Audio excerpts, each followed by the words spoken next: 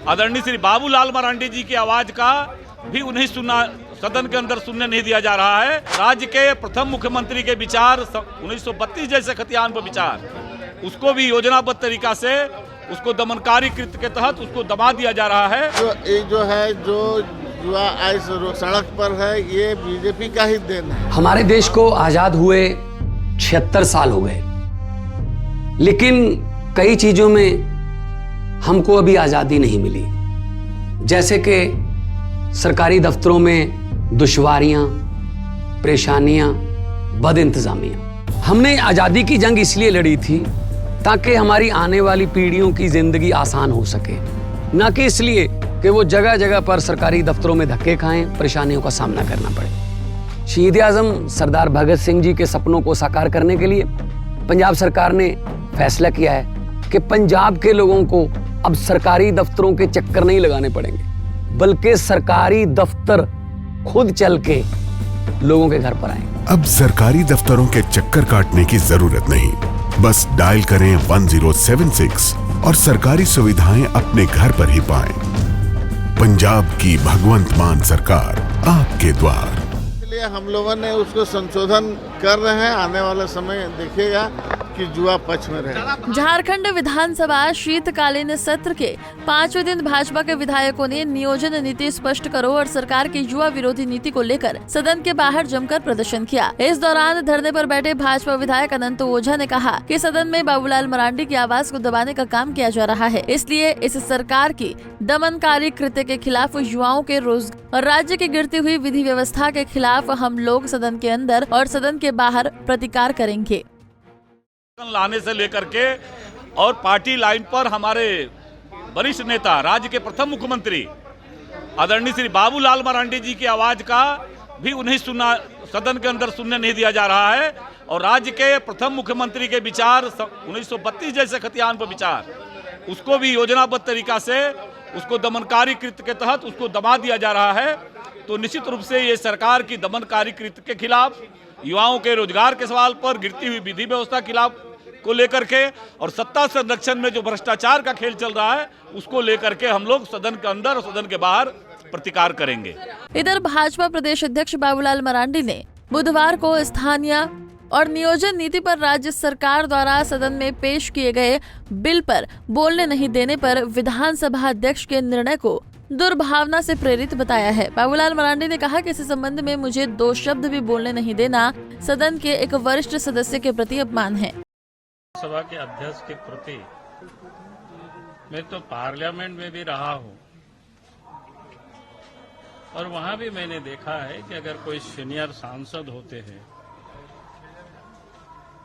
तो अगर वो हाथ उठाते हैं या बोलने के लिए वो खड़े होते हैं तो अध्यक्ष उनकी बातों को 2 मिनट ही सही, 1 मिनट ही सही, लेकिन उनको अवसर देते हैं। आज आप सब लोगों ने देखा होगा कि जो हमने एक बार नहीं 2-3 बार मैंने हाथ उठाया और ऐसा ही उठा करके मैं नीचे भी नहीं किया, मैंने काफी देर तक रखा ताकि विधानसभा के अध्यक्ष के संज्ञान में आवे। लेकिन इसके बाद भी आप सब ने देखा हमें बोलने का अवसर नहीं दिया। विधानसभा नेता और प्रतिपक्ष के बोलने के बाद भी कई लोगों से उन्होंने बुलवाया भी। मैं किसी का नाम नहीं ले रहा हूं। अगर एकदम किसी से नहीं बुलवाते तब भी आप समझते कि साहब किसी से उन्होंने बुलवाया ही नहीं, आप उससे दुर्भावना कैसे कह सकते हो। लेकिन जब औरों से जब बुलवाना और बाबूलाल मरांडी से नहीं बुलवाना, ये क्या दर्शाता है। और ये घटना पहली दफा नहीं हुआ है, पहले भी हुआ है, लेकिन आज मैं मन से, अंदर से काफी दुखी हूं, पीड़ित हूं कि भाई एक वो हमें पार्टी के नहीं मानते, मुझे उसकी कोई चिंता नहीं, लेकिन जनता ने हमें चुना है और हम एक विधायक हैं और विधायक के नाते राज्य में अगर कोई भी ऐसे बड़े कानून बनते हैं या सरकार बनाती है तो हम एक सुझाव देने के हम हकदार हैं। जनता ने हमें इसीलिए चुन करके विधानसभा भेजा है।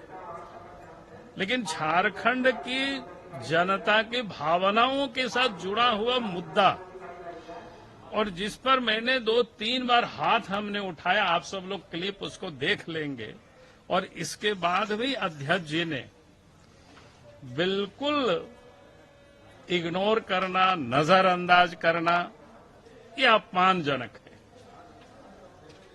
और मुझे लगता है कि पूरी तरह से राजनीति से प्रेरित होकर के विधानसभा के अध्यक्ष ये काम कर रहे हैं। ये बिल्कुल लोकतंत्र के लिए वो ठीक नहीं है, वो गलत है। और इसका मैं पहले तो विरोध और प्रोटेस्ट में दर्ज करता हूं आप सब लोगों के समक्ष। दूसरा जो मैं कहूंगा कि आज जिसकी उन्होंने हूबहू बिल पेश किया, पिछले दफा भी हम सब लोगों ने सुझाव दिया था, विधायकों ने खड़े होकर के सुझाव दिया था, उस समय भी इसी प्रकार से हुआ था। क्योंकि विधायक दल के अपोजिशन में लीडर नहीं मानते थे, तो लड़ भड़ करके हमें लगता है कि उस समय शायद श्री नीलकंठ सिंह मुंडा जी ने विषय को रखा था, सरकार को सुझाव दिया था। हम लोग तो सुझाव ही देते हैं, सरकार को मानना ना मानना ये सरकार का काम होता है। लेकिन मैं ये कहूंगा कि आज स्थानीय और नियोजन नीति को लेकर के हेमंत सोरेन की सरकार सिर्फ और सिर्फ राजनीति करती है। झारखंड के नौजवानों के साथ वो छल कर रही है, झारखंड वासियों को वो धोखा दे रहे हैं। वहीं बीजेपी विधायकों के प्रदर्शन पर विधायक मधुरा महतो ने कहा कि युवा जो सड़क पर हैं, वो बीजेपी की ही देन है। हम लोग संशोधन कर रहे हैं, आने वाले समय में युवा पक्ष में रहेंगे। अपना बात को रख सकता है, उसमें कहीं कोई आपत्ति नहीं, लेकिन सदन में जो मामला इन लोग लाएंगे उसका सरकार जवाब देगी। मथुरा जी, युवाओं के सवाल पर जो बीजेपी लगातार नियोजन और नियुक्तियों का मामला उठा रही है, उसके सवाल पर ये जो है, जो युवा आज सड़क पर है, ये बीजेपी का ही देन है, और इसलिए हम लोगों ने उसको संशोधन कर रहे हैं। आने वाला समय देखिएगा कि युवा पक्ष में रहे। भाजपा पूरे प्रदेश में सवाल है कि बीजेपी की गलती है, तो आप लोगों ने 4 साल में क्या किया? हम लोगों ने बहुत सारा काम 80% जो जनता को बोल के हम लोग चुनाए थे, उस हम लोगों ने उसको किया है। और जेपीएससी का जहाँ तक सवाल है, आपने देखा हम लोगों ने जय बार लाया, वो किसी न किसी कारण में कोर्ट में ही लंबित रहा, लेकिन हम लोग प्रयास कर रहे हैं कि कोर्ट ना जाए। नीति या पॉलिसी में खोट है? ऐसा कहीं कुछ नहीं। आप देख रहे हैं कि हम लोग स्थानीय नीति भी ले जा रहे हैं, अगर हम लोग तो महामहिम राज्यपाल यहाँ से वापस आ जा रहे हैं। हम लोग चाहते हैं कि ऐसा हो जो कि 8वीं से 9वीं अनुसूची में शामिल करा के लाए, तो जाके कहीं कुछ नहीं होगा। बता दें कि मुख्यमंत्री हेमंत सोरेन ने 1932 के स्थानीय खतियान आधारित विधेयक को एक बार फिर झारखंड विधानसभा में पारित कर दिया है। इस कानून के लागू होने के बाद राज्य में 3rd और 4th ग्रेड की नौकरियों के लिए 1932 या उसके पूर्व सर्वे के खतियानधारी ही पात्र होंगे। पंजाब केसरी टीवी के लिए रांची से आशुतोष सिन्हा की रिपोर्ट।